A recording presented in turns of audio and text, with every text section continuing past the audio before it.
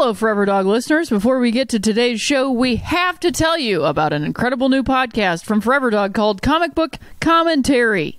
If you're a fan of comics and graphic novels, Comic Book Commentary was made for you. Each week, a different comics writer walks you through one of their newest books, page by page, panel by panel, sharing behind-the-scenes stories and so much more. It's like a DVD commentary track hosted by the most cutting-edge voices in comics, providing an in-depth look at how comics are made and what they mean. On recent episodes, you can hear writer Sina Grace talk about cementing Iceman as a queer hero within the X-Men universe. Zoe Quinn share how she turned her battle with misogynist internet trolls into comics gold, and creative team Carly Houston and Noah Hayes describe the making of their new book, The Avant-Gardes, about a ragtag women's college basketball team.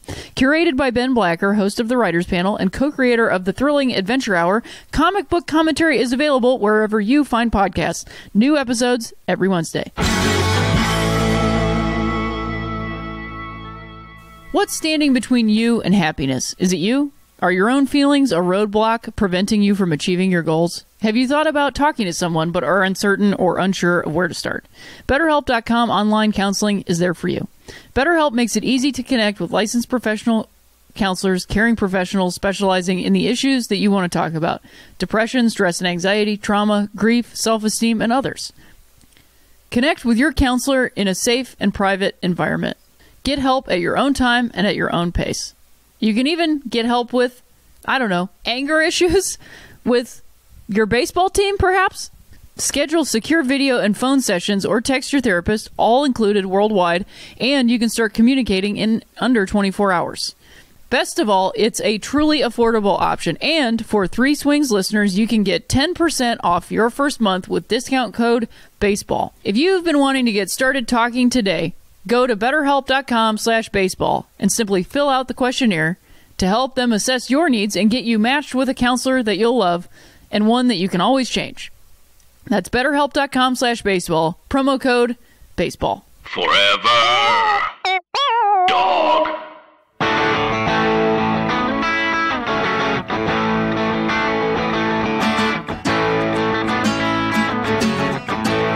I used to think that this was my town. What a stupid thing to think.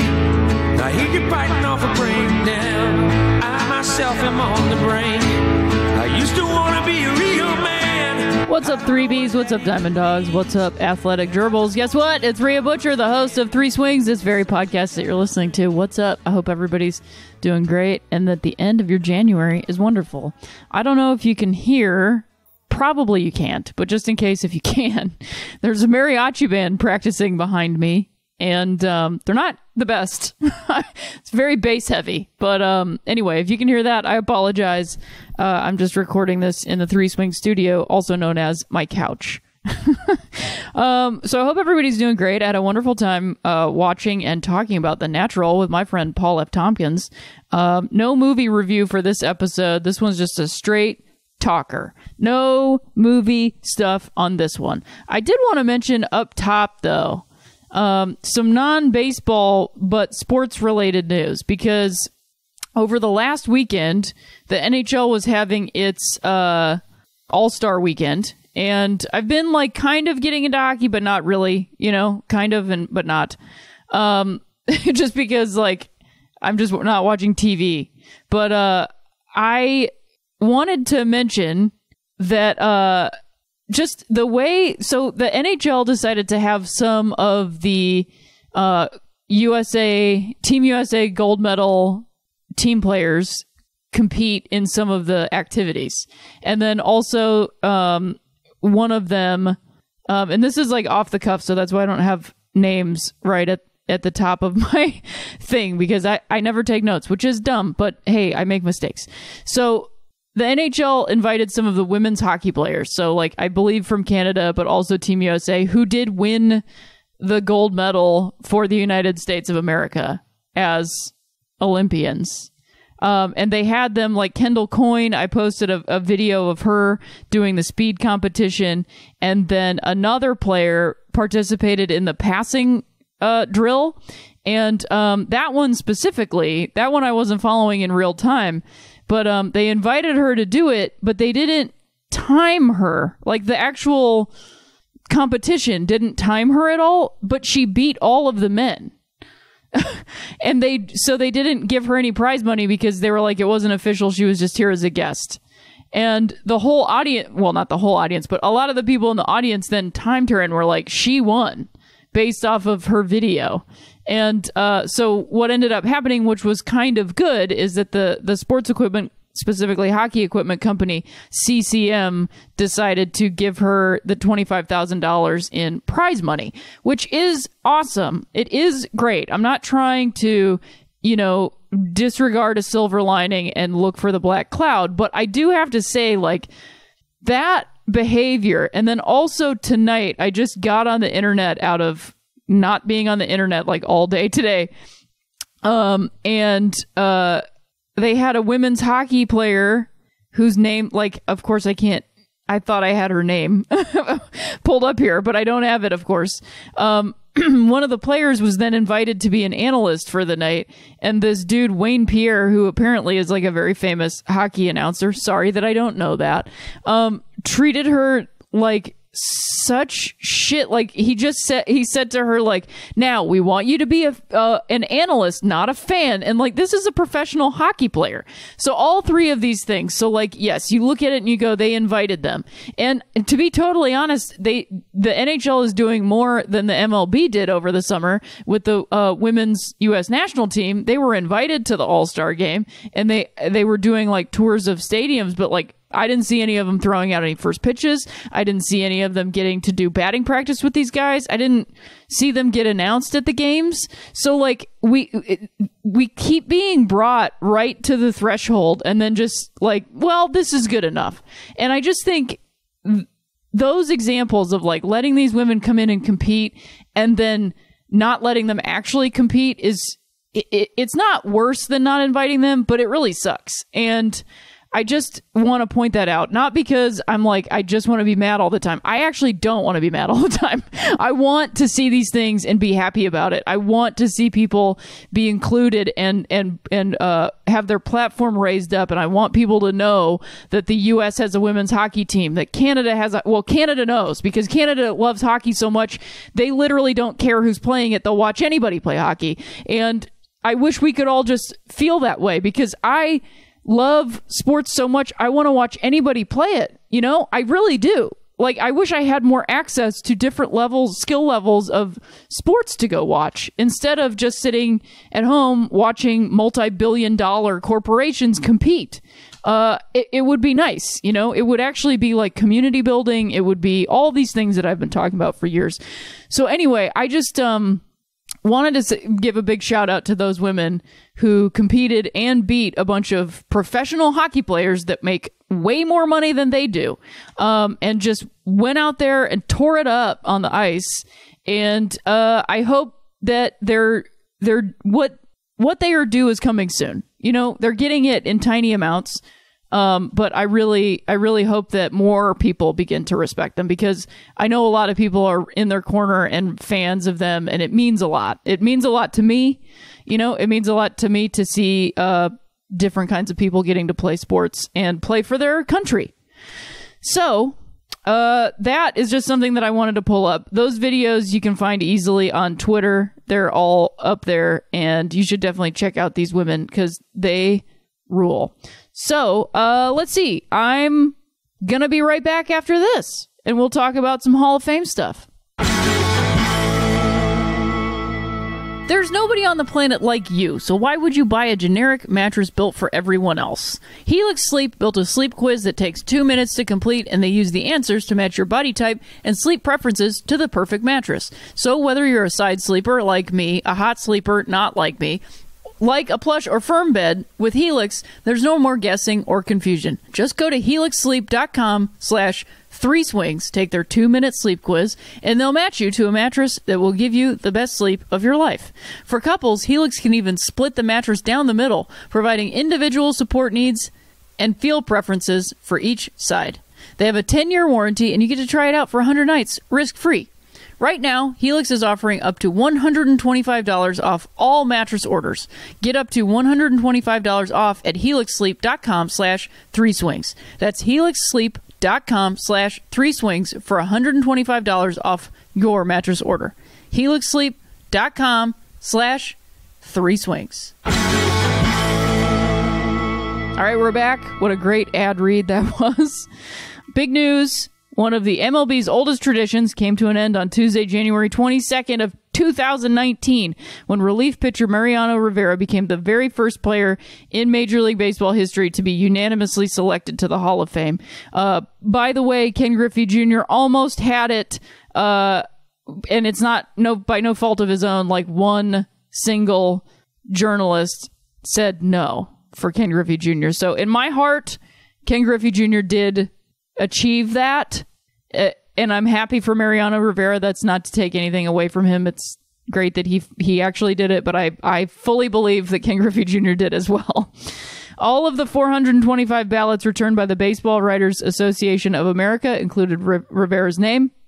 And Rivera was joined by three other inductees, the late Roy Halladay, pitcher for the Blue Jays and Phillies, longtime Seattle Mariners designated hitter Edgar Martinez, and former Orioles and Yankees pitcher Mike Mussina. The prevailing opinion is that this tradition has been an embarrassment for Major League Baseball, applying arbitrary, harsh, and selective standards of judgment to even the league's most iconic players. Also, Harold Baines is included, I believe, and that has been one that people are like, what? So that's been going on forever. In 1936, the first year of Hall of Fame voting, 11 voters said no to Babe Ruth, and 21 omitted Christy Mathewson. This created a snowball effect, with subsequent voters arguing that if Babe Ruth and Christy Mathewson aren't unanimous picks, then player X shouldn't be either. As a result, 20 voters left off Ted Williams off their ballots in 1966, 9 neglected Hank Aaron in 1982, great year, 6 left Nolan Ryan off in 1999, and 49 went against Pedro Martinez in 2015. And again, the closest to a unanimous vote before Rivera was Ken Griffey Jr. 2016, when only 3 voters decided against him. My bad. I thought it was 1. One of the most shameful examples remains Jackie Robinson, who received 95 votes against during his first year of eligibility in 1962. That means only 77.5% of the BBWAA voted in favor of admitting Jackie Robinson to the Hall of Fame. For comparison's sake, that's approximately the same percentage that Mike Mussina received this year, 76.7% of ballots. The minimum requirement for induction is 75% of the total vote. That is atrocious. Of all the players to do that to, Jackie Robinson. And I'm sure it wasn't racially motivated, I'm sure. So why now? And why Rivera? Besides Rivera's unrivaled status as the best relief pitcher of all time, one factor contributing to his unanimous selection is the more recent tradition of voters voluntarily publishing their ballots online. This is not mandated by the BBWAA, but has become accepted as the norm by nearly all voters in the interest of transparency. Look at that. It's kind of like a union thing. So basically, the tradition survived for as long as it did because of the secretive nature of the voting process. But now that results are being publicized, nobody wants to get dragged on Twitter for voting against Mariano Rivera. Also very interesting to me that I would guess that similar to the makeup of Oscar voters, I would imagine that the makeup of baseball voters, Hall of Fame voters, writers has diversified over the years. So on top of that, you also have a different mindset. You know, I'm not going to say that every white guy, because this is who we're talking about, who was voting for the Hall of Fame was voting to keep black men out. However, every single human being has bias built into them based off of the life that they've lived. And so you don't even realize that you're being biased against somebody. I mean, they were just doing this arbitrarily. That's a bias. So once you also then diversify the voting field, and then on top of that, the voting field is like, I'm going to show you who I'm voting for, that really blows everything out of the water. And realistically speaking, that's what's happening with elections these days. And if we can actually fight against terrible gerrymandering and voter purging, we might actually be able to win something now, because we could just show each other what we're talking about. I remember my grandmother spending my entire childhood telling me I don't have to tell anybody who I'm voting for, which I always thought was this like, dignity of voting, and you don't actually have to tell anybody who you're voting for. It's your right, and you don't have to tell anybody. But at the same time, there's like power and strength in numbers, and we actually have to fight big issues these days as communities, as people, as allies for each other. So this is an interesting topic to me to be thinking about, that like everybody telling each other who they're voting for is blowing this open and allowing for change to actually happen. I find that to be really, really fascinating. So speaking of allowing for change to happen, I don't know that this is necessarily allowing for change to happen, but Mookie Betts this past Saturday, the reigning AL MVP, Mookie Betts, right fielder for the Boston Red Sox, the world champion Boston Red Sox, announced that he would be skipping the Red Sox's White House visit scheduled for May 9th. "I won't be going," Mookie Betts said, per Peter Abraham of the Boston Globe. "I decided not to." Third baseman Rafael Devers said he too will not attend. Eduardo Rodriguez, Xander Bogaerts, and Eduardo Nunez are also considering skipping the May 9 visit. Meanwhile, Red Sox players Matt Barnes, Ryan Brazier, Brock Holt, Mitch Moreland, Steve Pearce, Rick Porcello, and Chris Sale have committed to meeting with Trump, per Abraham. Now, I, again, am not going to say that just because these guys are going, that they are Trump supporters necessarily. There is something to be said of going, accepting an invitation to visit the office of the president. However, the office of the president, as far as I can see, has been desecrated by a criminal who is also a racist and a bigot and a terrible person. So it, I think, is probably easier for these white guys to go, because to them it maybe hasn't happened. They can turn it off and they can say, it's not that big of a deal. It's the president, and that's unfortunate, because I think that these things, these conflicts and standing up for what you believe in, or not having to deal with something that is awful, not going along with things just because you're supposed to, often falls on the people who are most affected by Trump's policies and Trump's, is Mookie Betts going to be deported? No. But Rafael Devers, Eduardo Rodriguez, they might have family members that could be, you have to take a moment when you are in a class or in a group that is less affected. It's on you to take a moment and say, and look and see what's going on around you. You can't, and you don't always know, but that's your job, is to stop and know. We talk a lot in baseball about, guys just want to show up and play the game. They just want to blah, blah, blah. That would be nice. It would be nice. It would be nice if baseball players could just show up and play the game. But women don't get to play. For a long time, black men didn't get to play.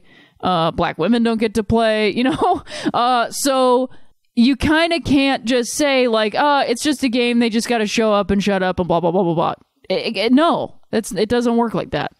You can't just like strip people's rights away, threaten people who are like them, and then expect everybody to just fall in line. And also not be upset with you because you are falling in line.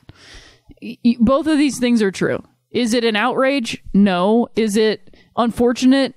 At minimum, yes. It's unfortunate.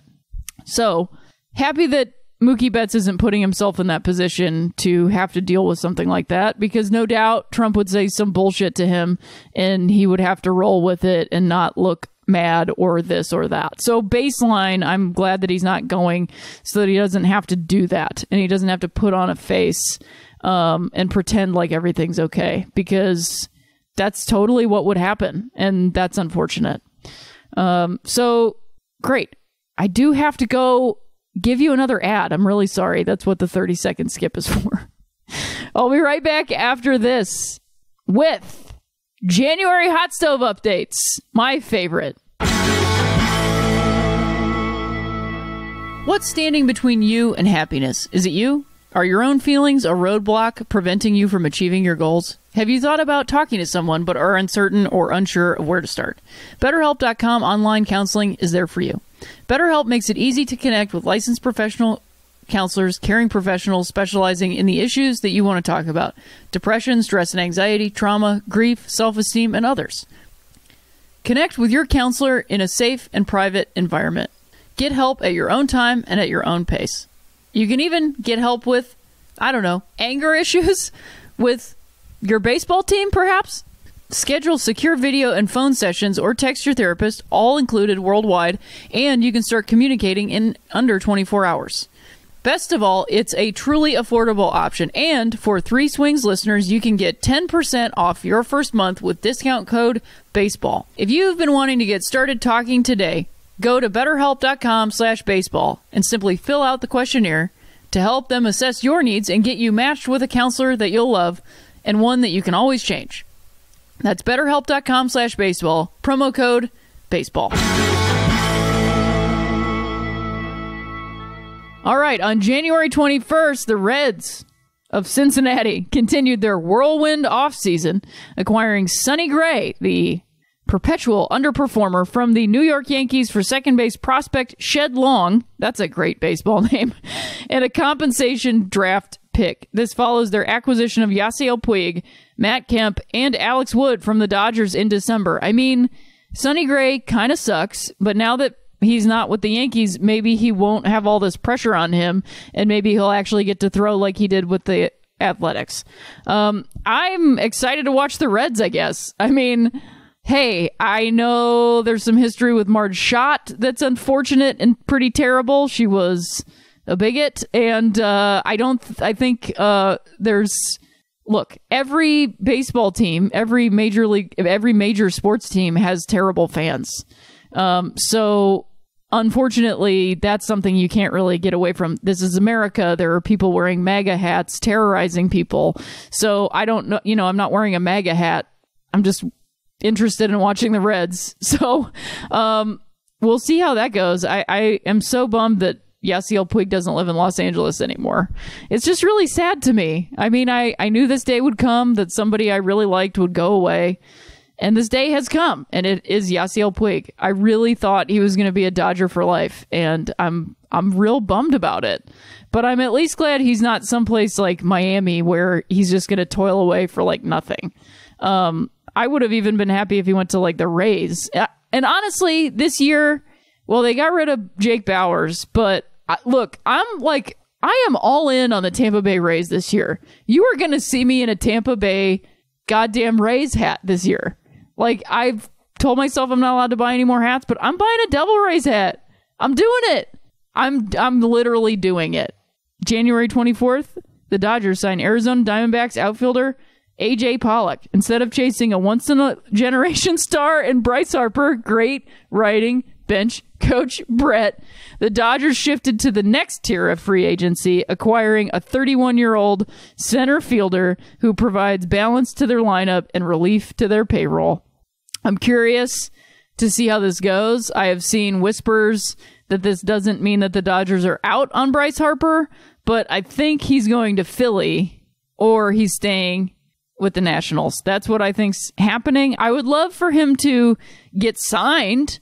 I would say if you want to follow up, if you want to go dive deeper into the ins and outs of what's going on with free agency and the fact that these major league sports teams don't want to pay the players, which, by the way, I've neglected to say in my up top thing. The whole point of me bringing up the women's hockey team is that the Team USA went on strike to get paid, and not even that much money. Like, they just wanted to be paid a living wage.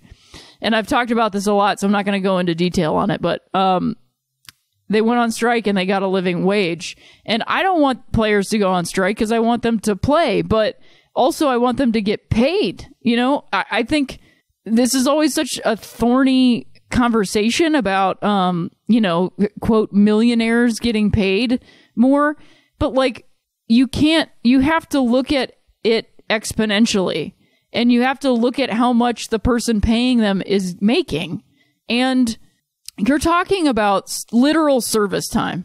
Yes, these guys know they're lucky that they get to play baseball. They know that. That doesn't mean they shouldn't be paid. That's literally the same mentality of why people who work at Starbucks don't get paid. Because the CEO, Howard Schultz, thinks they're lucky to have this job. That has been the mentality that I grew up around my entire life. That you couldn't say anything, you couldn't ask for anything, you couldn't take time off, you couldn't stay home with your kid, you couldn't go on vacation with your kid, you couldn't go to the doctor, because God forbid somebody don't think you're lucky that you have a job that pays you $7 an hour, that you spend your whole life at, basically. And so I do have empathy for these players. They should be getting paid. College men's and women's players should be getting paid. These schools are making billions of dollars off of their labor. We're talking about labor. These men play baseball for 10, 15 years. They spend more than 3/4 of their year playing baseball, a sport that they love, that they are grateful to get to play. But they go and they show up every day. They don't spend time with their partners. They don't spend time with their families. They don't spend time with their kids. They retire at 40, and that's when they get to spend time with their kids. And then they have bad knees. They have bad feet. They have hands that they can't pick anything up anymore. And they have money that they made, hopefully, if they've had good people around them. And they deserve it, because they gave their bodies and they gave their lives to the sport and to the fans who show up and wear their shirts and wear their jerseys, and they deserve to be paid for their labor. So, as I was trying to say at the beginning, I don't know if you've noticed this, but I go off on tangents in the middle of statements. But if you want to dive deeper into this, because I'm really just kind of painting in broad strokes, go follow Sean Doolittle if you haven't already followed him. He's a very outspoken baseball player, and I'm very grateful that we have him, period, because he and his wife Erin Doolittle also do some really amazing outreach and like feet on the ground philanthropy, which is really wonderful. So anyway, to speak to Bryce Harper and Manny Machado not being signed, the most likely destinations for Harper seem to be the Phillies, as I said, or re-signing with the Nationals. The Phillies are also the #1 projected destination for Machado, although the Padres have emerged as a surprise contender due to their budget flexibility. I cannot imagine Manny Machado going with the Padres. That just seems like something he wouldn't do. And the Cubs and the White Sox are still mentioned as possible destinations as well for both players.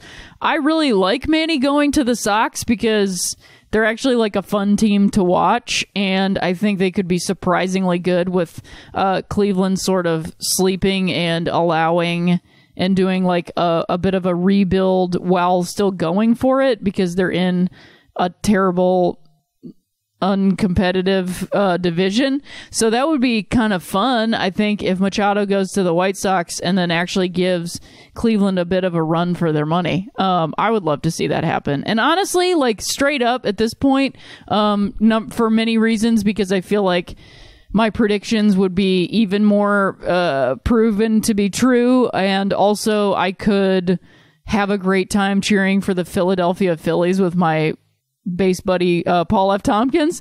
I would love for both of them to show up in Philly. I would love it. I would love to see Aaron Nola get run support. I would love to see the Phillies like really go for it. I would love it. But because I love Sean Doolittle so much, I would love for Harper to stay in the Nationals. Stay with the Nationals.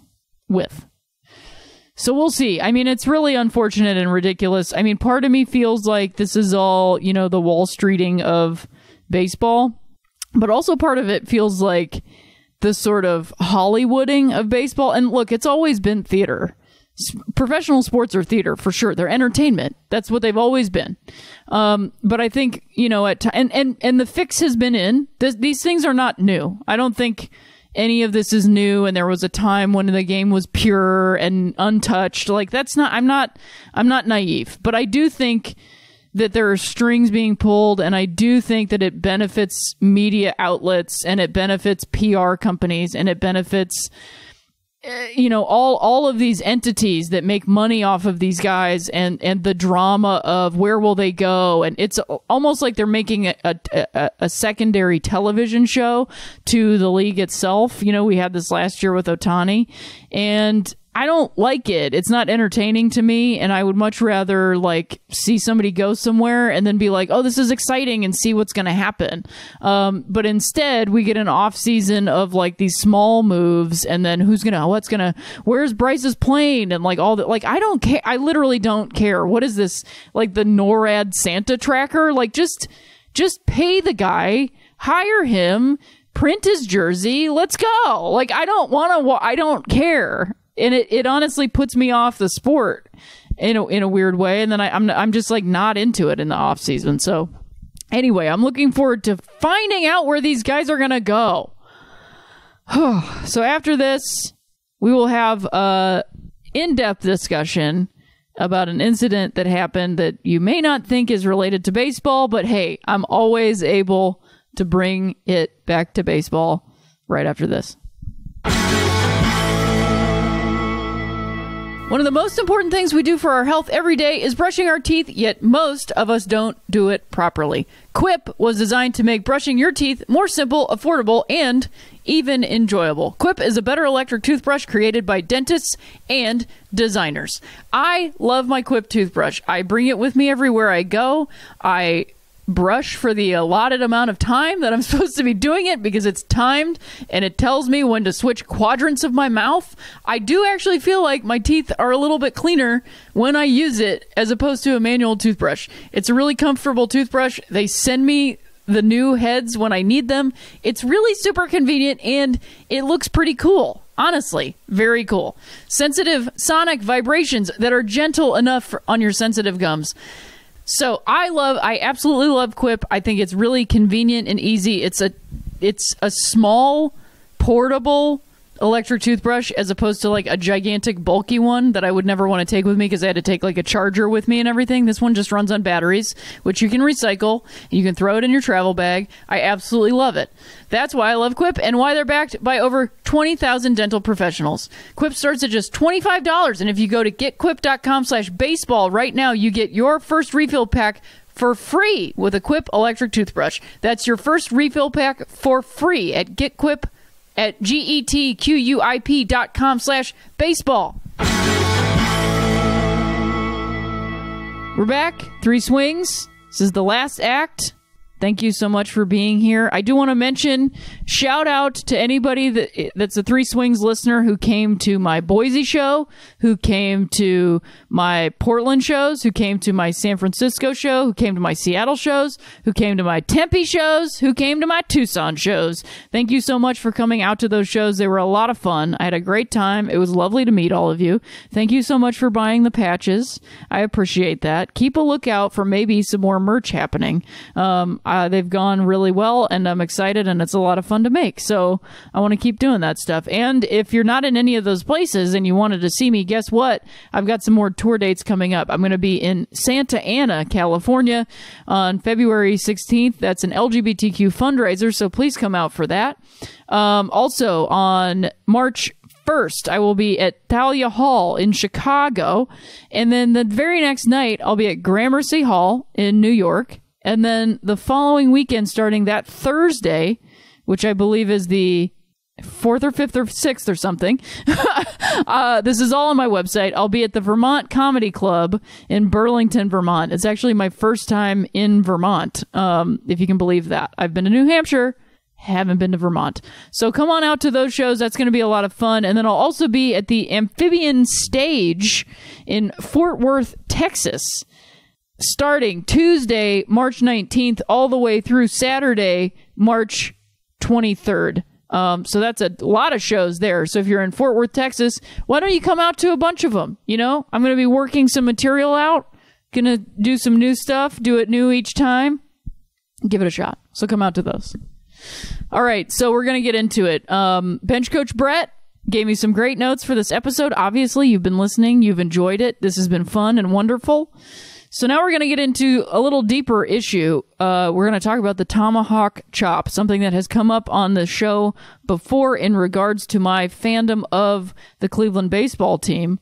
when a mob of MAGA hat-wearing students from Covington Catholic High School surrounded Omaha Nation elder Nathan Phillips on the steps of the Lincoln Memorial on January 20th, taunting and harassing him and drowning out his performance of the song American Indian Movement. One crude refrain could be picked from the noise. The so-called tomahawk chop originated by the Florida State University football team and later adopted by the Atlanta baseball team and the Kansas City football team. And sure enough, subsequent video footage showed members of the mob doing the tomahawk chop arm motion. Following is from the Daily Beast. So the chant in and of itself is considered a slur by Native Americans. Let me take that again because I want to say Native people. The chant in and of itself is considered a slur by Native people, and advocacy groups have asked sports teams to stop rubber stamping this behavior since it first gained prominence. Despite the fact that the chant was openly used to taunt and ridicule an indigenous person in the video footage that gained national prominence, no American sports teams utilize that chant have made any public statement on the matter. Amanda Blackhorse, a member of the Diné tribe and founder of the group Arizona to Rally Against Native Mascots, saw the silence by the aforementioned teams as both predictable and deafening. Nor was Blackhorse surprised that some of the boys immediately thought of the tomahawk chop when face-to-face with a Native person, possibly for the first time. That is something that we have perhaps neglected to talk about in this conversation and this continual tornado of, was it racist? I don't think so. Was it racist? I don't think so. She cited a 2008 study conducted by Stephanie Freiberg examining the impact of Native stereotypes in popular culture. In the study, Native youths were exposed to stereotypical images of Native people, including sports mascots. The result? Native youths saw a dramatic decrease in self-esteem, while the converse was true for non-natives. A 2014 study by the Center for American Progress came to a similar conclusion. Non-natives think it's fun. They think it's a part of sports, Blackhorse said, and Native people suffer the consequences. She continues, Native people have been calling for the end of the tomahawk chop for decades. This is not something new. It isn't. Though it may seem as if the chant has been a permanent fixture in sports culture, it only dates back to the early 1980s, when the FSU marching band came up with the idea. Another FSU alumnus and historian ascribed its origin to an FSU booster group called the Scalp Hunters, who invented the chant as a counter to rival the University of Florida's Gator Chomp. On FSU's website, the tomahawk chop goes unmentioned, despite ample evidence that fans consider it part and parcel of the in-game festivities. Instead, the site outlines the ways in which the school has transitioned away from an openly cartoonish and offensive mascots and has worked in conjunction with the Seminole tribe of Florida to maintain a sense of, quote, dignity and propriety and, quote, celebrate diversity. On Martin Luther King Day, FSU briefly tweeted out a manipulated image portraying Dr. King as if he were joining in on the tomahawk chop. It was quickly deleted, and the school subsequently apologized. The Atlanta baseball team were the next to take up the chant in 1991 when star cornerback Deion Sanders decided to try his hand at baseball. Sanders attended FSU, and so during spring training, a group of fans imported the FSU chant as a way of welcoming him into the fold. The chant caught on. Fans began bringing toy tomahawks into the stadium, and the team's marketing department decided to get in on this potential gravy train, selling foam rubber red tomahawks by the boatload.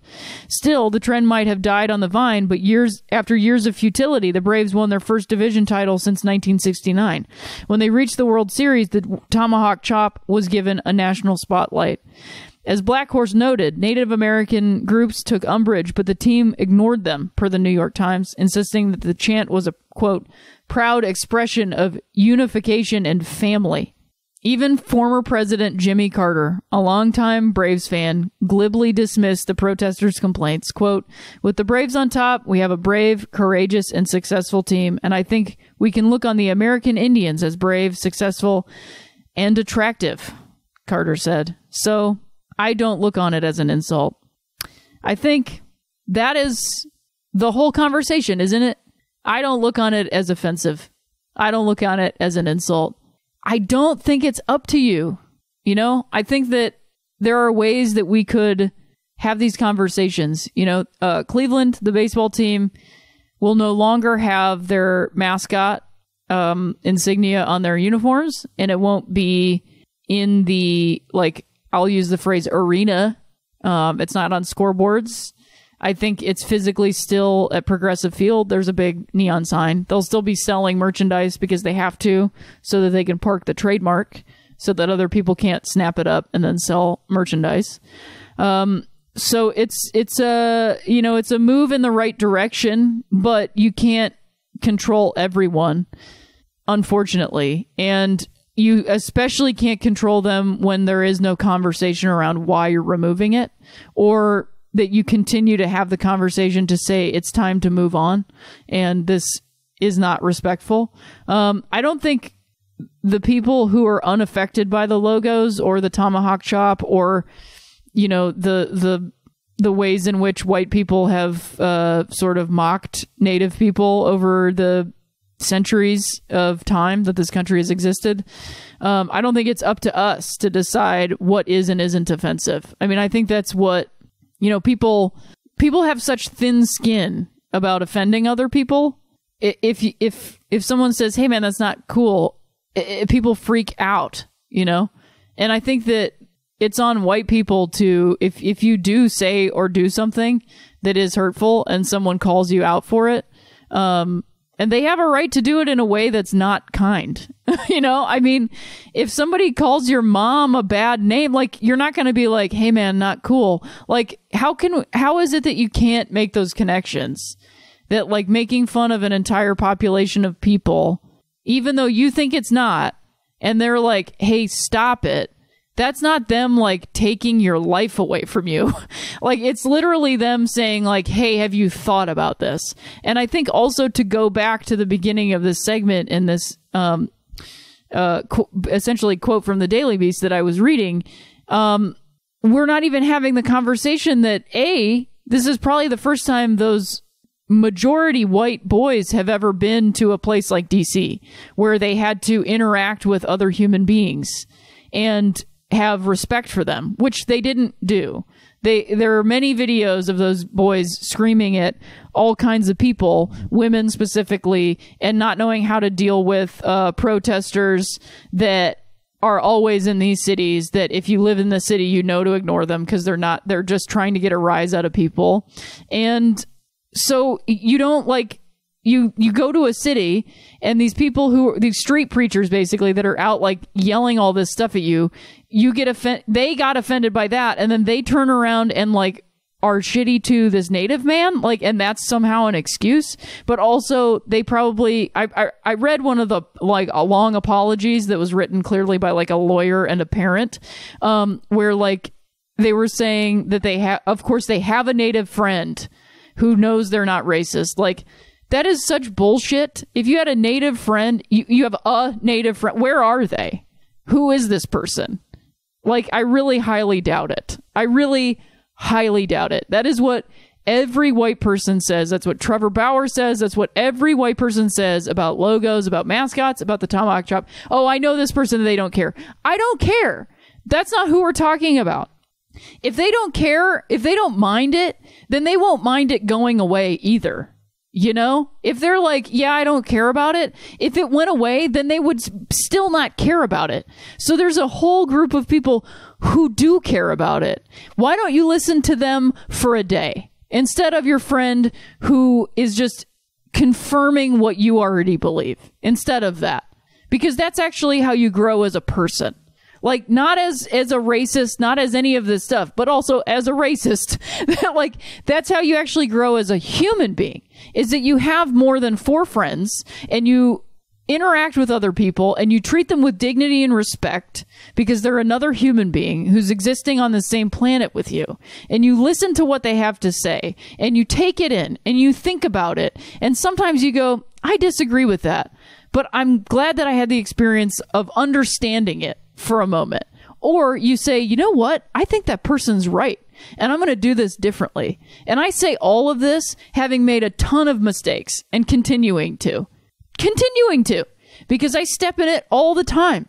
You say something, it's offensive to somebody, they tell you, I sit down and go, "Is this something that I need to change? Is this person off base here?" Probably not, because it's their experience, but is this off base from what my intention was? Do I need to adjust what I'm saying so that my intention is more clear? What do I need to do here? It's very simple, and it takes like so little time out of your life. And all of these things need to go away. Unless we want to continue being a country that ridicules and mocks the people that we stole their home. If that's who we are. That's what Make America Great Again means. To openly mock the people that we took their home from them. To openly mock people that we believe to be immigrants. To openly mock people who are gay, who are trans, who are bisexual, who are lesbians, who are different than us, who are gender nonconforming, who are a different color than us, who act differently than us. That's what Make America Great Again means. That's why people shout MAGA when they attack other people. That's why. And yeah, there are people that just say, hey, I just want to make America great again. Well, guess what? A few people have ruined it for you. A few people, and it's more than a few, but I'm being generous. And I will say that it's your job to take that fucking hat off or leave that hat on and do something good. Someone on Twitter, and I apologize for not having their handle because I hate when people do this. Someone on Twitter said, you know, I'd love to see a video of somebody in a MAGA hat doing something kind for somebody else because I haven't seen it. And not a goddamn flag. Because I've seen enough videos of people in a MAGA hat holding a flag until somebody can come by and fold it up for them. Like, yes, I respect the flag, whatever, who gives a shit? It's a goddamn flag. I respect a human being a lot more than that flag. They want to pound the flag over and over again. But what about actual people on the street? What about actual human beings? And being kind. You know, if that kid was being respectful, he would have told his friends to calm down. Be quiet. Let's all sit down. That's what a respectful person does. Hey, I know we're all excited and we're amped up. Let's sit down and listen to this guy play music for us. Because that's what Nathan was trying to do. But like standing there defiantly with that fucking smirk on your face is disrespectful as hell. And I urge you, if you're a person who does the tomahawk chop or wears any of this stuff, like, don't do it anymore. And not out of shame, just don't do it. It's disrespectful. And, like, you literally never know when you're going to see a Native person. You don't always know that somebody is. And that's okay. So you should be walking around treating people with respect. Preemptively. Preemptive respect. And I'm not going to get into conversations with people about how that was clearly like a campaign to get out of it scot-free, to be able to do whatever they want. And like, oh, let's clean up our image now. They're still doing this stupid chop. And it has to go away. And I toy with the idea of going back and cheering for my hometown team. And then this shit happens and I'm like, you can't. You just can't. You can like them from afar because you have a history with them, and Francisco Lindor is great, and Tito Francona is great, and you like listening to Jim Hamilton, and it gives you the feels when you see the stadium. But like you just can't put it out there. You just can't, because as long as this stuff is happening, I'm part of that. I'm part of it, and I don't want to be part of that. I don't want to be part of it. So the Tampa Bay Rays don't do the tomahawk chop? Great. I'm a big Tampa Bay Rays fan. Bring it on. All right. Well, we got some more episodes coming up in February because pitchers and catchers are going to report in a couple days, and I'm very excited about it. Baseball is coming back, friends. Very excited for this season. Excited for fantasy. I think I'm just going to do an auto draft because Jesus Christ, I can't do that shit again. Thank you so much for listening. Please tell a friend if you like the episodes. We'll go back to a weekly format when baseball is actually happening again, which I'm excited about. Follow me on Twitter at Rhea Butcher, at Rhea Butcher on Instagram, the same. And please go get tickets to those live dates. They're all on my website, rheabutcher.com/live dates/. So check that out. I can't wait for baseball to come back again. Let me know what you think. How about you send me some Rosenbag questions for the next couple episodes, and I will get to those. It was so great to hear from you. If you liked it, you liked it. Forever Dog. This has been a Forever Dog production. Executive produced by Brett Boehm, Joe Cilio, and Alex Ramsey. For more original podcasts, please visit foreverdogpodcasts.com and subscribe to our shows on Apple Podcasts, Spotify, or wherever you get your podcasts. Keep up with the latest Forever Dog news by following us on Twitter and Instagram @ForeverDogTeam and liking our page on Facebook. What's standing between you and happiness? Is it you? Are your own feelings a roadblock preventing you from achieving your goals? Have you thought about talking to someone but are uncertain or unsure of where to start? BetterHelp.com online counseling is there for you. BetterHelp makes it easy to connect with licensed professional counselors, caring professionals specializing in the issues that you want to talk about: depression, stress and anxiety, trauma, grief, self-esteem, and others. Connect with your counselor in a safe and private environment. Get help at your own time and at your own pace. You can even get help with, anger issues with your baseball team, perhaps? Schedule secure video and phone sessions or text your therapist, all included worldwide, and you can start communicating in under 24 hours. Best of all, it's a truly affordable option, and for 3 Swings listeners, you can get 10% off your first month with discount code BASEBALL. If you've been wanting to get started talking today, go to BetterHelp.com/baseball and simply fill out the questionnaire to help them assess your needs and get you matched with a counselor that